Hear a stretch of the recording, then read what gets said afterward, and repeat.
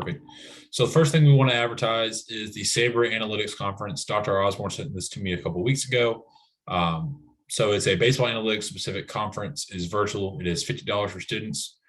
You have to email Scott Carter with Sabre with a photo of your student ID, and then he'll send you an email back that says, hey, tell us where you heard about it. And you can just say, I heard about it from NC State Sports Analytics Club. And I think he takes that as a good answer. And then he'll send you the link to register, and he'll sign you up for the Sabre membership. It's a pretty like sweet deal because you get the Rapsoda certification course for free, which is more than the $50 you paid for. Plus, you get access to the conference, which has a lot of really good talks. So you can learn, even if you're not a baseball specific person, you can learn about different ideas and say, oh, I wonder how this can apply to basketball, to soccer, to football, to pick your sport. So it's a lot of fun there. Any questions? And so if you missed the QR code, there it is again. All right. No questions. So next week's meeting, we're going to be in person again. It will probably be a project work day unless we reschedule with Jackson Hazlett from NC State men's basketball, but we'll see. I haven't actually talked to him, so that would probably be the first step in that. So plan on a project work day, bring your laptop, bring ideas so we can get working on those. For next Monday, we'll be meeting in 111 Lamp Hall like we have been the rest of the semester. Anyways, our speaker for tonight is Brady Baker. So Brady's a Sports Analytics Club alum, and he works with the Pacers now. He used to work with the Pacers, then worked with the Spurs, then back with the Pacers, but he will talk more. So now I will give it up to him. And I found my presentation from last year, so I'm going to pull that up quick so I have things to actually talk about and not get lost here. So give me about 10 seconds. Sorry about that.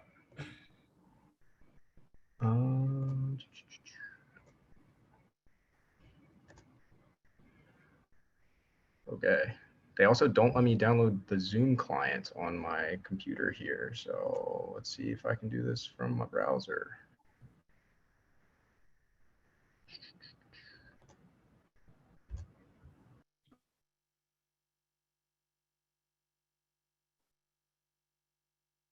You're muted now. Otherwise, we can see your screen.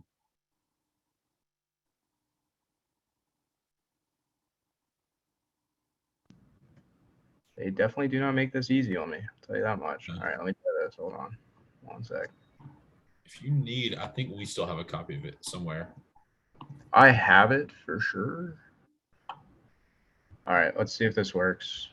Technical difficulties. They don't escape you after you.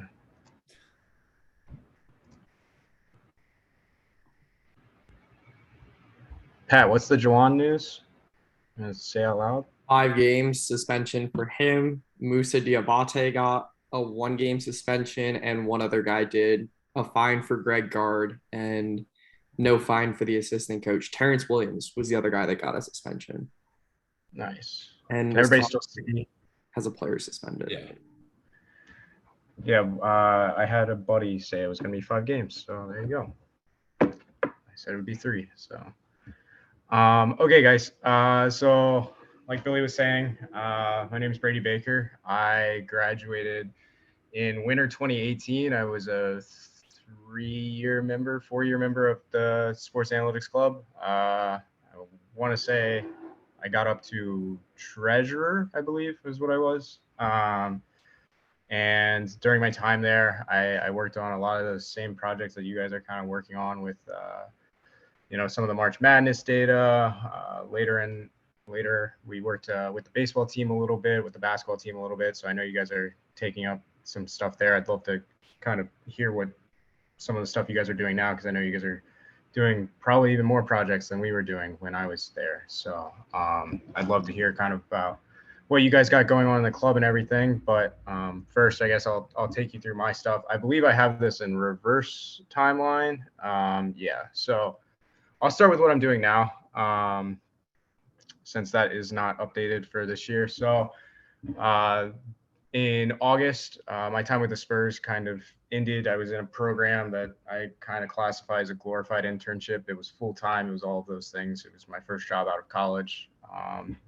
Typically, that's a 2-season program with COVID and stuff, and couldn't quite find a job. They couldn't quite find somebody. I stayed for a third season. So following the end of my third season last August, I was lucky enough to come back to the Pacers. They had known about me, and I'd been in contact with my former boss for a while.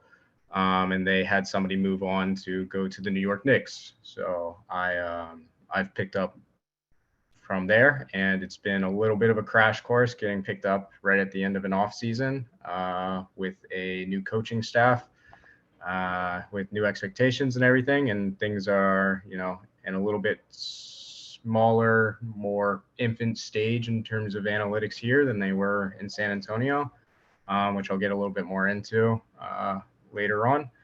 But essentially what I'm doing now is helping to expand our team into kind of bringing it into that second line of analytics growth, which is helping to build out our back end data architecture, as well as expand into fields of sports science, which isn't my forte. I stick more on front office coaching stuff, mainly front office, as well as kind of helping our processes get a little bit more updated, just as we move into kind of a new era of Pacers basketball is the best way to put it, which probably got a little bit sped up this year, as I'm sure if you follow the NBA, but it's been a pretty exciting, past 6 months for me here in Indiana. I kind of got thrust into a role I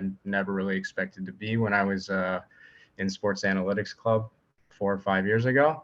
But that's kind of how quickly these things can change if you do everything the right way and you work hard and you're at the end of the day a good person. My biggest advice I will always say, and I'll tell you the same thing at the end, is the best way to do well in this industry is to be the guy that somebody wants to go have a beer with, and it's gonna continue to be that. So do really good at your work and be kind of a good person. So going through kind of my timeline now, I'm gonna try to keep it light on my personal stuff, just because it gets to kind of be the same thing over and over, and leave a decent amount of time for questions at the end. Billy, I don't know, do you guys usually go an hour or half hour? What should I be looking at? Yeah, we're usually an hour, but whatever you feel is good with us.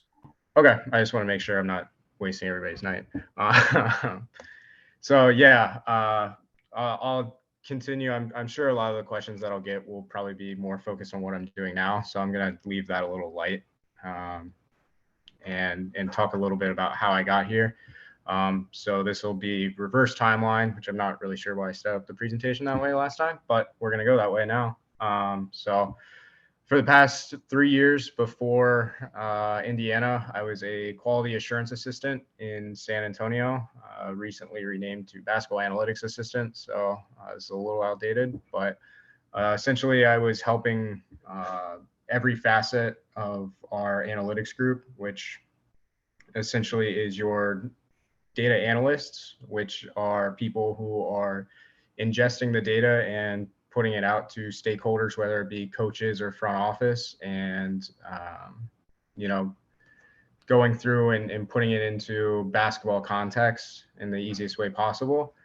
Our data scientists, which are our people who are building our machine learning models, our algorithms, and making sure we have our best practices when it comes to the statistics and data science portion of things, as well as our data engineering team, which is back-end data intake and data storage.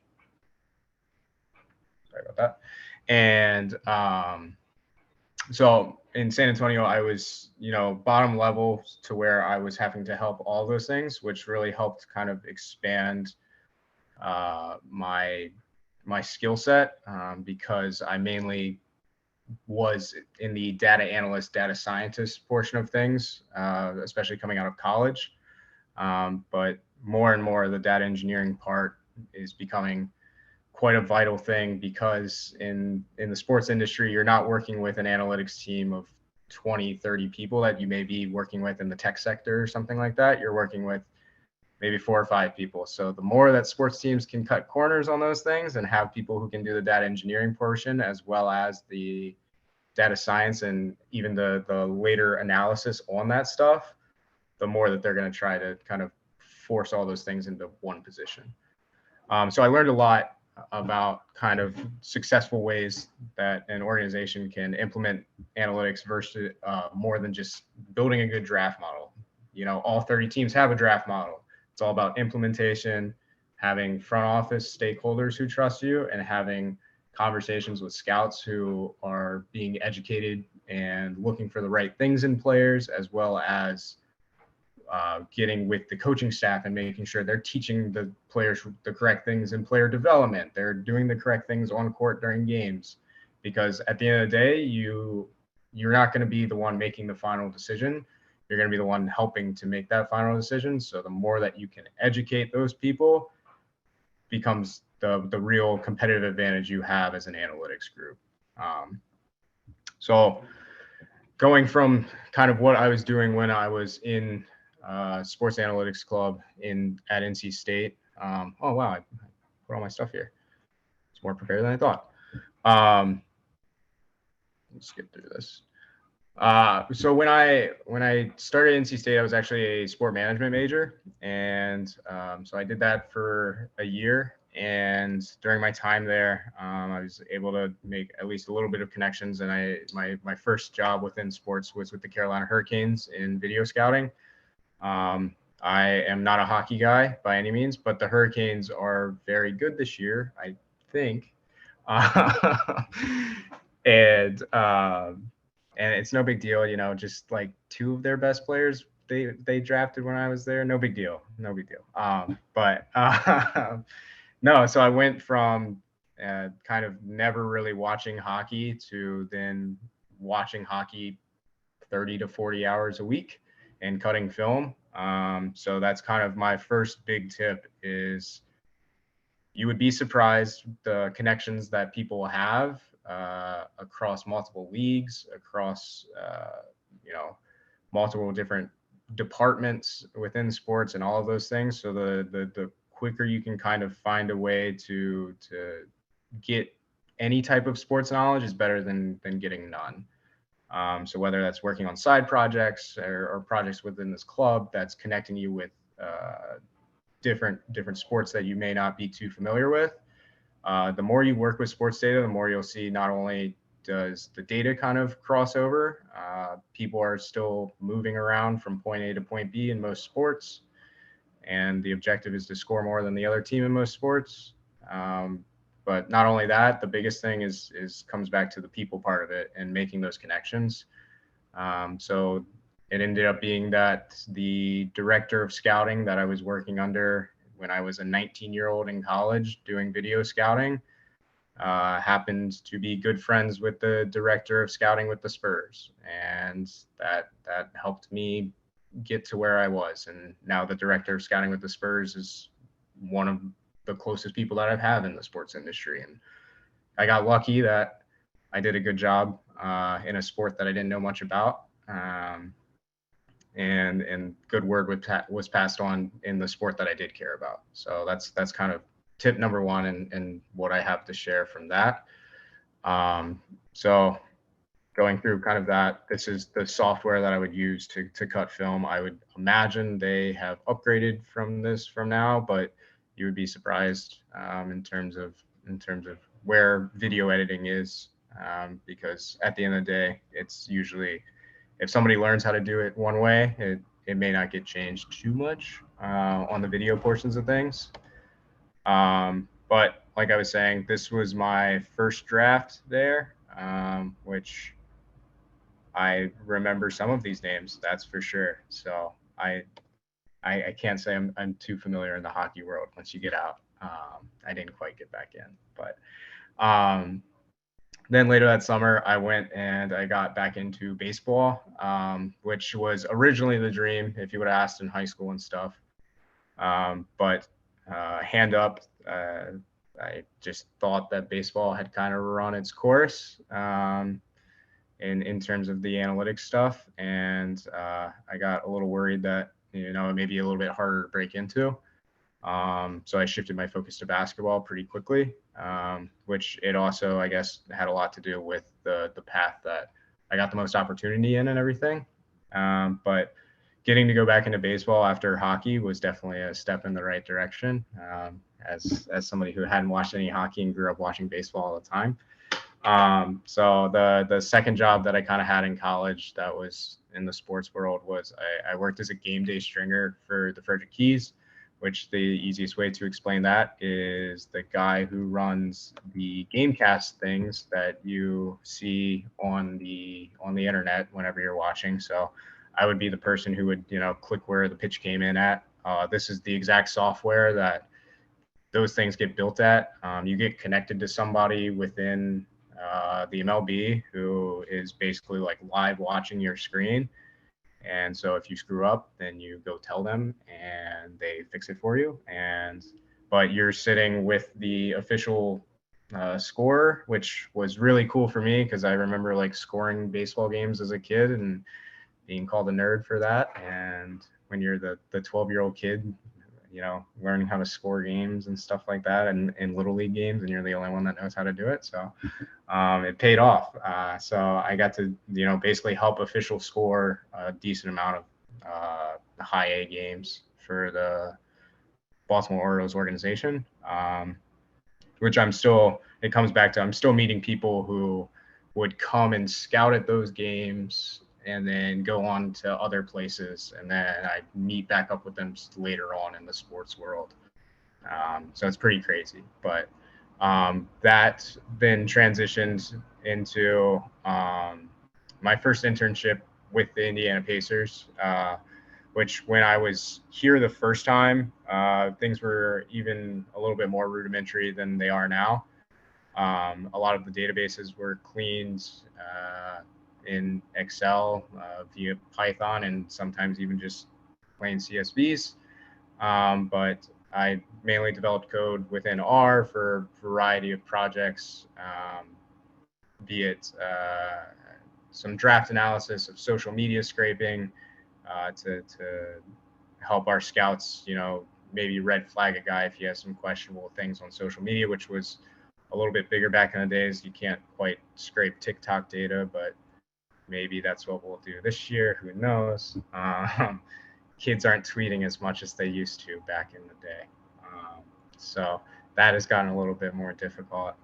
But doing a variety of things from working on referee reports to maybe know what to expect if a referee is going to call more technicals on a night. And the bigger thing that I worked on was that is shockingly still in use today, which I found out about a month ago, is a free agent market model, which would basically take in a bunch of quantitative and qualitative factors. Quantitative as simple as how many games did they play last year. Qualitative in terms of the amount of room teams like on the market. What kind of the market is looking like for a player of X caliber. How many tax teams there are. Who the agent is. Things like that. If a player is a restricted free agent or an unrestricted free agent, it would take a bunch of these factors and throw it into a multiple regression model with some different types of boosting and stuff like that, that would then come out and not say maybe what a player is worth, but what a player may be expecting on the open market, which when you use about, $2 to $3 million confidence bands around that, it's been pretty good for the past 4 or so years. So that is currently still in use. So that's pretty exciting. So this is kind of detailing what a referee report may look like. You get correct calls, incorrect calls, and incorrect non-calls in the last 2 minutes, which some of you may know a last 2 minutes report. If it's a close game, the NBA will go back and rewatch and then tell you if the correct decision was made on a play. For instance, this stuff is rather important. We had a meeting with the league this year because Coach Carlisle was rather unhappy with our first 20 games and how they were officiated on kind of you know, what can be done about this, because at the end of the day, this data from the league will most likely push everything kind of to the middle. You know, referees will make mistakes for most teams the same way that they would for others. But kind of one of the bigger takeaways once you peel back that layer is we were getting less experienced referees. We had the most non-staff referees in the league up until that point, which non-staff referees are basically G League referees who got bumped up for a night to ref NBA games. I don't really know where we're at now. It was a little bit more important earlier in the year. Expectations have kind of changed. So I'm not too sure where we are now, but I would imagine we're still, a lot of the times you'll see the most experienced refs obviously getting the nationally televised games, and then there's a decent West Coast bias with that stuff. So just little fun NBA facts for you guys. And then I guess I did this in such a weird order. My last stop in college was going back to the Carolina Hurricanes to work in hockey analytics, which, as I said before, wasn't a hockey guy, but it was the best option. So I went back and I took it, and it was my first chance to kind of work in Raleigh, which is where I wanted to be doing sports analytics. So it was really nice. And there, let's see if I have it on the next page. Close enough. So this was my first kind of look behind the curtains into what a proper data storage kind of operation looks like, which is the thing that I probably stressed the most at this point, because I saw the benefits of it really take form in San Antonio.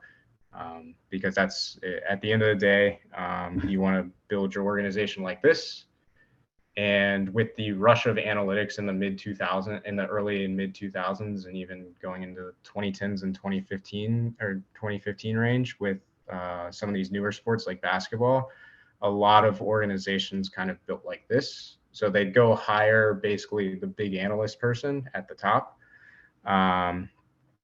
And the big analyst person at the top oftentimes would create a ton of technical debt, because it's a lot of, getting asked questions very rapidly, just from not knowing what you don't know when it comes to analytics. Basically, they just kind of wanted answers. Versus if you build like this and build yourself good architecture at the bottom, really strong, data science in the middle, and proper statistics and modeling techniques, and then have that analyst on top who is the best translator of that data.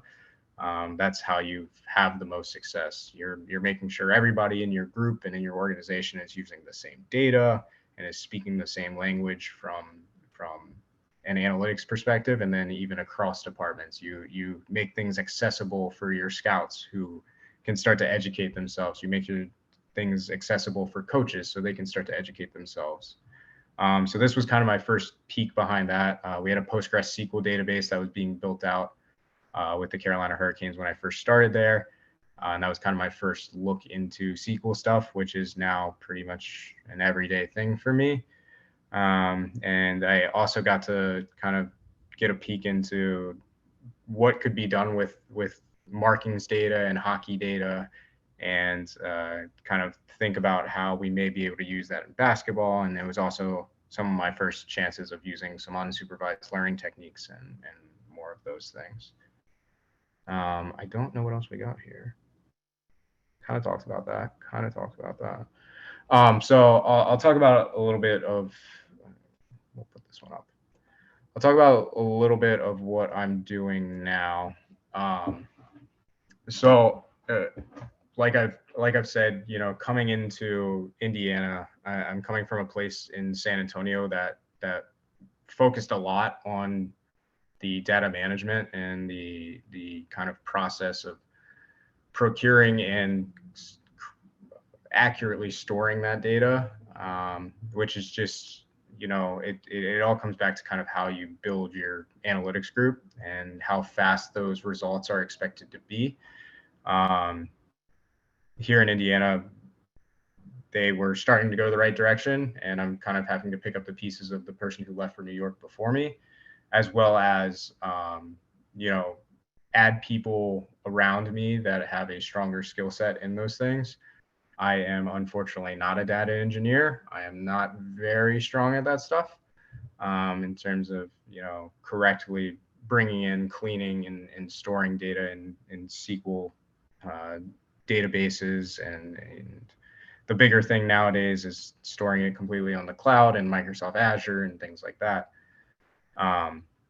So that is not my strength. So getting somebody around me who can kind of, speak to those things, and I can speak in basic concepts about a lot of those things, but being able to go in depth and get both myself and the other analysts and the data scientists in our group using the same data and not going to look through, their own CSV they downloaded that has every college player's per 36 stats. We just have that and we're using it and it's getting updated all at the same time. Sorry, I'm getting a phone call. So that's kind of the long project here, is building it to a point that we are using all of the same things across multiple different sources, which comes from, our 3 to 4 sources we may have in the NBA, our 2 sources we may have in college, and making sure all of those things are kind of talking across each of our databases. And when we're talking about player X, we are able to talk about him in terms of his 2015 college stats, his 2017 EuroLeague stats, and then when he finally makes the NBA in 2019, we're still talking about the same guy across our data.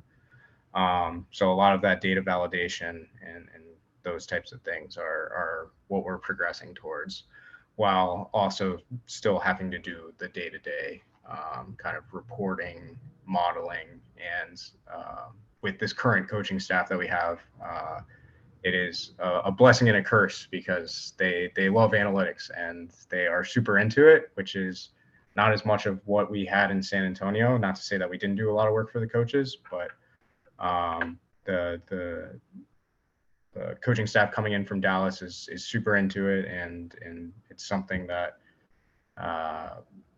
we are trying our best to, accommodate them while still being able to work on those kind of long-standing goals that we have of improving our current systems. So that is kind of what I'm doing now in vague terms. In less vague terms, we just finished the trade deadline, which was super exciting from an analytics point of view.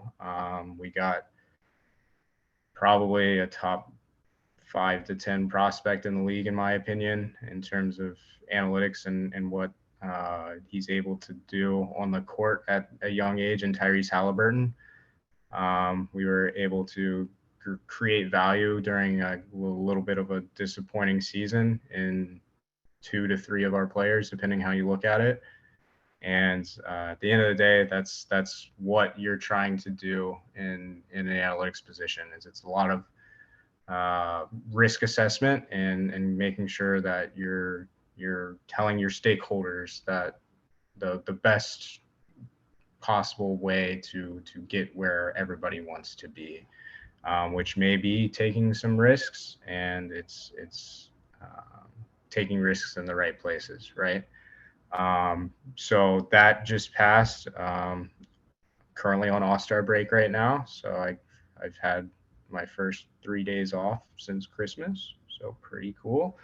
But the rest of the season will be 20 to 22 games of hoping to see some development in Tyrese and Chris and Isaiah, and seeing where those guys go, as well as at the end of the day, as much as it would be very cool to tank into the top 4 and get a great pick, those things are pretty fickle, especially with how the new lottery system works. And also, if you go look at the bottom 4 teams in the NBA, they're all pretty bad. So it's going to be probably a little bit hard to be worse than them. So it'll be a lot of us trying to start to build this culture around Tyrese and kind of these new acquisitions that we have, as well as giving some of our other younger guys a chance. to see what they're worth going into the offseason, as well as getting some of our veterans back, because we are the most injured team in the NBA for a second year in a row. And so getting some of those veterans back and seeing how they fit around these new pieces that we have will be kind of what we're looking towards for these next 22 or so games. And if you look at it, I think we're only 8.5 games out of the play-in game. So maybe we just go 22-0 and just make the play-in. Who knows? Probably not. But that's kind of what's going on now. I could talk a lot about what's going on now, but it's probably best to give you guys some time for some questions. I think I kind of messed up here. So go ahead and shoot. I can't answer questions about gambling. That's pretty much the big one. I don't know. But yeah, I don't know if you want to moderate this, Billy, and pick on people, or how you want to go about it. But yeah, that sounds good to me. Zach, you have your hand raised, so I'll let you ask your question out loud first. Yeah, my question was going to be like, so you talked about the trade deadline, and I was just wondering, like, how fast of a change do you have to make your data? Because, like, obviously Domantas Sabonis is more of like a back to the basket bruiser player, and Tyrese Halliburton is like more of a perimeter centric player. So, like, how fast does that data have to be changed in order to like help the team out? yeah, so if we're looking at in terms of how our team performs, before and after we have a player, the biggest thing that we always caution everybody with is the sample size of things. I don't want to react to Tyrese's first 4 games and say he's a guy who's going to average a double-double at 22 and 10 for the rest of his career. But you try to look for some kind of key positive indicators. He's done a pretty good job of limiting his turnovers, things like that. We've been playing much faster. I believe since the trade, we are playing the fastest in the league, which is kind of the direction that you'd like to see when you don't have a post-up big on the floor anymore. In terms of kind of spitting out, I'm going to try to answer this question in 2 parts, I guess. But in terms of spitting out kind of an analysis on said player, the GM comes and they're like, what do you think of Tyrese Halliburton or somebody like that? It depends on the time of the season. If trade discussions are happening in December, it's a little bit more lax. When trade discussions are happening the day before the trade deadline, you're hoping to turn that stuff around in 30 minutes to an hour, but usually your processes are kind of set in place because of those December conversations of, we go and we look at, the pros of a player, the cons of a player, and we could try to break that down. And then we also have like our model valuations on, what if a player is an upcoming free agent, what they may be making, our kind of 1 number metrics that we have to place a value on these players, as well as one of the bigger things I've done is kind of separate those 1 number metrics into more skill things of how good of a shooter is this guy. It's very like 2K rating type things that we do, which is like, I can explain to you guys that's how we do it. Explaining it to our GMs that's basically what I'm doing is probably not the best sell in the world. But I hope that answers your question in kind of 2 separate forms. Yeah, it did. Thank you. Also, I'm going to hop back between the chat and the people that have their hand raised. So there's a question in the chat that says, if you could change one thing about the NBA, what would it be? For example, a rule change, draft lottery, playoff format, all-star game, etc. Take fouls. I hate take fouls. I hate them. And our team does them so much, and they are bad at them. So if you don't know, a take foul is there's a fast break, and there is 1 man back, and that guy has no chance of stopping the play. And so he'll run up at half court and he'll grab the ball handler, and it just resets the possession. It's no real penalty for the opposing team unless the player is deemed past that last defender. So that would be the number 1 rule change. It's one of the things that is the most difficult thing in the world, because from an analytics point of view, you're supposed to always do it. And so you're just preaching this thing that you just hate seeing done. And so that's why our team does it so much. But then we also have a bunch of young guys who aren't good at it. So they'll let the guy get by them, and then they'll try to do a take foul. And then you get the technical free throws if you're not, in between him and the basket. So we're really bad at that. So that would be my number 1 thing I would change. Lottery odds, I feel pretty good about right now. I say that as we're about to be, the 5-6. So hopefully we're the team that jumps up. So when we don't jump up, then I'll say we need to change the lottery odds. Awesome. Dr. Osborne, do you want to ask your question? Many. I'll go fast. Do you read? So first, I want to ask about gambling, even though you told us not to ask about gambling. Did you read Tim Donaghy's book? Are you familiar with his? I saw it come out. I haven't read it yet, but I saw that it just came out. Yeah. Yes. No, I'm talking about the one from a while ago. It's Oh, not. you're talking. He just had an interview come out that he was like talking with Scott Foster like 30 times a day and stuff, and now Scott Foster's refereeing finals games. I forget what that was in. I'll have to try to find it. I forget. He just had an interview come out, but This book is, I'm not sure it's worth reading. For one thing, he admits freely to paying somebody to take the SAT for him. So, but he does, he claims that there's a lot of valuable information for bettors in grudges that refs hold against individual players. And certainly as a fan, I sort of feel like I perceive some of those. Do you try to model those grudges? Yeah, so it's actually funny, and like I'll on the gambling front of things, I mean the coaching staff that we're coming from worked with Bob Bulgaris as their main analytics guy, which for those that don't know, Bob, I mean there's a lot of interviews out. He's been very public since leaving the Mavericks. He's a guy who used to make quote unquote billions gambling before it was a thing. That's what he did. And then Mark Cuban called him up one day and said, "Do you want to be our analytics guy?" And so that's kind of what our coaching staff is used to. Rick was very close with Bob, all those things. So Rick's very conscious of like, he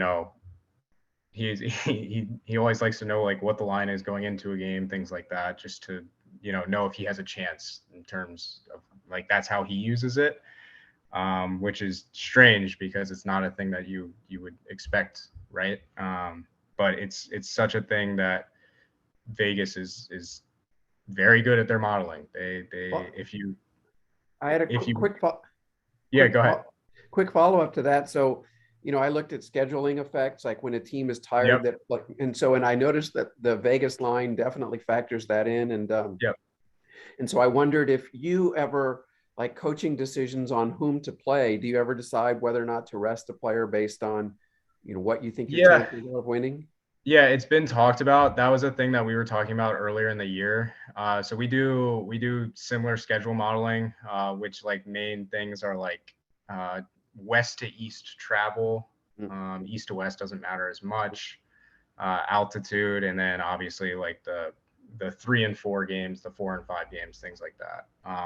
So those are the main schedule effects that we're looking at. In terms of actually resting players and stuff, I don't have too much of a say in that. I know that we've talked about it. We talked about it at the start of the year for sure, of like, if you're going into a game and you're already not favored by 12.5, like why would we go about, doing anything like that? I don't think it actually comes to that. Plus this year we've been so injured, it's hard for us to even rest guys. But I do think there is, I think you would be hard pressed to say no to that. If you come into a game and you're saying the other team's favored by 7.5, 2 games from now, you have a game where you're favored by 7.5, you may shift your resting strategy around. I definitely think, especially getting to know this coaching staff, that people are more cognizant of it than they ever were in the past. So real quick, it occurs to me, so we did this research on the effect of having played the day before, and we found that it's deleterious on both hockey and basketball teams, but we didn't model individuals who may play extended minutes one day and then, I don't know, maybe they're not as good the next. Anyways, so I'm glad I asked that question. One more, how's TJ Warren doing? When's he gonna be back?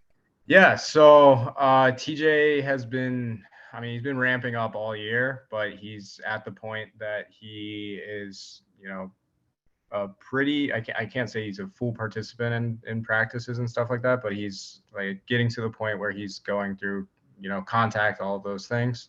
Right.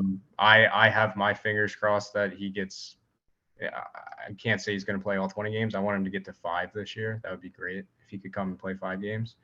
I'm pushing hard to keep him in Indiana, so we'll see. It'd be a lot easier to do that if he can get on the court. So it's one of those things of if he's a veteran that we can get to play alongside these new acquisitions, especially for the fact that he hasn't played in 2 years. So he has multiple new acquisitions that I'd love to see him next to. But I'm pretty optimistic about it. I would say that. One last thing is that I just tell you that I mention your name a lot. I don't know if your ears are ever burning, but we taught a sports analytics class. A lot of these students were in it, and I, of course, mentioned you to them. I hope that maybe one day in the future you'd be willing to give maybe a talk just like this to our class. They would love it. No, of course, don't hesitate to reach out, and Okay. I appreciate the name drops. I promise to everybody else on the call I'm not that special, but it makes me blush, so I appreciate it. Well, thanks for speaking to us tonight. I'll desist. Absolutely. Thanks, Dr. Osborne. All right. Question in the chat. What is the work-life balance like? Great question. Great question. So in San Antonio, right out of college, working from the ground up, it depends on kind of the work culture of the place around you and kind of the people above you is the best way to put it. But I will say it is a lot, no matter where you're at, especially in season. In San Antonio, there were weeks where I was hitting 80, 90 hours pretty regularly. That's 7 days a week. But that being said, I had duties outside of analytics stuff just because I was kind of at the bottom of the food chain. I helped with driving guys for draft workouts. I helped if a player needed something dropped off or something like that. And if I was the person in the office, then I was the person doing that alongside of the analytics work I was doing.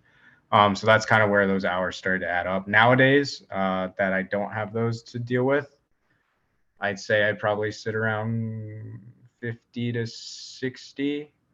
Trade deadline, you're back up around 70, 80. So it's a lot for sure. But part of that is watching basketball. So it's a little hard to complain sometimes. But I do like to be honest about that. And it is a little taxing, and you move to a lot of places. And you pick up your life and you move it pretty fast. But at the end of the day, you get pretty good about doing that part of things. And you also get pretty good about, even if the work-life balance isn't as great as a typical 9 to 5, making friends within the industry that are all going through the same thing and kind of all on the same schedule. So even though you're in extended hours, you may feel a little bit more social and have a little bit more of that life balance, even though you're technically at work, is the best way that I can put it. But good question. Very important. Yeah. That was what I was looking forward to hear the answer to as well. So we got about 4 questions left. We've got about 9 minutes, so we'll go a little bit quick. So Pat, do you want to go ahead and ask yours? Yeah. So Brady, you mentioned that you work, or I should say a lot of your work gets relayed to Coach Carlisle and the coaching staff. Do you guys work directly with the players at all in terms of like player development of that nature? It's a great question. So always the thing with player development that I refer people to, I believe the Ringer wrote an article on the Houston Astros player development 3 years ago. I think it's one of the best articles that's been written about the future of analytics. That's the big thing that I'm pushing is player development needs to be kind of the next big step in basketball analytics. I believe Oklahoma City is hiring a player development analyst to specifically do that. We had a couple of test cases that we tried with the G League team in San Antonio, where we just try to sit down and educate the guys on kind of what we're doing. So kind of starting with that level. But in terms of my direct interaction with the players on a lot of these things, I leave it up to the coaches. I think we are in a pretty good place compared to the rest of the league in terms of how much our coaches are pushing kind of the analytics view, all of those things. We had an instance earlier in the year when Dwayne Washington was taking too many mid-range shots in the G League games that he was going to Fort Wayne for, and he got talked to about those things. But in terms of kind of going through the next step of that process and it not just being, don't take bad shots type of thing, There are companies that work, the big company right now, I believe they actually are the only company because they took over the other company is NOAA, who is a shot tracking company who works with cameras in practice facilities. They're in a bunch of college gyms. They're in NBA gyms, NBA practice facilities, I should say. And they will track, the left, right, the depth, the arc on a shot. I worked a lot with that data in San Antonio. So that'll be, kind of a first step. And then the biggest thing that we have our sports science team kind of working on is ways to improve some of those physical things. But I think that's definitely the next big step. Everybody kind of has a draft model. So how do we get these guys to be as good as we think they should be? Awesome. Thank you. Yep. Awesome. I'm going to let Zach answer, then I'll read the last two from the chat. Or Zach ask his question, then I'll read the last two. Yeah, so I know you mentioned earlier about how like the Pacers are like one of the most injured teams. Obviously, you guys got like a bunch of undrafted players like Kiefer Sykes and Terry Taylor and Dwayne Washington. What goes into like finding those undrafted hidden gems in an analytical perspective? Wow. Thanks for calling them hidden gems. That's so nice. They're just kind of in the bench guys, but no. Maybe one day. Yeah. So the hidden gems thing is the fun part about the analytics stuff, right? So Terry is the easiest one for me to talk about from an analytics perspective. He's kind of, I guess we pushed for Kiefer too. But I say all this in saying I was in San Antonio for the draft last year in this whole rookie class. So I've kind of adopted this team, but I know a little bit of the story of Terry and all of those things and how kind of those processes work. So these training camp roster guys who can work their way up, a lot of times you'll get a little bit more leeway to take an analytics risk. Terry was a 21-year-old senior from an Ohio Valley school who put up 22 and 15 his senior year as a 6'5" guy. So those are great counting stats to have. And he kind of tested it out of the water in terms of just counting stats. But a lot of times models will knock him down for, height and play and even being a little bit old, even though he was a younger senior. But when you're taking kind of a lower risk, just training camp ad, that's the type of guy you would want to target because he has translatable skills. Rebounding is a pretty translatable skill, and really his shot blocking isn't as bad as you would think it would be. So that's identifying those guys as early as possible so that scouts can kind of get eyes on them throughout the season. There's guys like that in kind of every draft class. But at the end of the day, you don't want to be dropping, information on the scouts the night of the draft. That's like, we really like this guy. You would rather have that conversation in December. So it's kind of a continuous conversation of, hey, remember that Terry Taylor kid from Austin P? Yeah, we liked him and the scouts got to go see him and he's available on a training camp contract. So maybe we should try him out. And then it goes from that to kind of, we have an opportunity to give Terry a two-way and give him a chance in the NBA because he was playing super good in the G League. He was one of the best G League players in the league for the first month of the G League season. So he took that opportunity and he's done really well with it because of the injuries and stuff that he's gotten a chance to play. So that's kind of how those come to be. They come from multiple different facets of the organization. Can't say every one of them is analytics driven, but scouts may have a guy that they're close with and their college or their high school coach they trust a lot and they have really good intel on the kid and say he's going to work really hard, and that can be some of the ways those things happen too. Yeah, following up with that, what are some of these name some of these prospects that you think are some of the top in your mind that aren't the obvious top 3 or 4 you would say in the G League right now? In the G League? Oh, that's a great or not question. specifically in the G League, but college, either one. Just so college is always the easier one. And so right now in college, there's the top 3, 4 if you want to throw Jaden Ivey in there. And so kind of guys outside of that, if you want to start looking at some analytical guys, I can pull up a mock draft here and make sure these guys haven't jumped up the radar too quick. Let me check here quick. the team I've been watching the most this year is Baylor. They have 2 6'8", 6'9" wings with Jeremy Soham and Kendall Brown, who have a good chance. They're putting up pretty good numbers. Baylor's a really good team. They're super efficient. So they've been. I would expect them to kind of hover around the board. Tari Eason at LSU just kind of keeps putting up really good numbers every game. LSU's a pretty fun team to watch this year. They get a ton of steals. Steals are a pretty translatable skill. Keegan Murray, good question. So Keegan Murray is one of these odd cases of a guy who I think he's a really good talent. I like him a lot. But a big basketball analytics thing is age, and it's a thing that goes from organization to organization, and you end up getting pigeonholed into things just because age is usually the most powerful driver in draft model. And so Keegan Murray is actually a super old sophomore. If you look at it, he'll end up probably being, if I had to guess, maybe the 3rd or 4th oldest player in the draft this year. He took a year at prep school. Johnny Davis is actually a little bit younger for a sophomore, actually. So some of those things are just some odd things. I think both of those kids will. I would be shocked if they don't go in the top 10. But that's kind of those two guys. And then the hard part about our job, and just going off of more draft things, is the data is getting a little weirder and weirder every year. We got a kid in the first round this year who he may not play basketball this whole year in Shaden Sharp.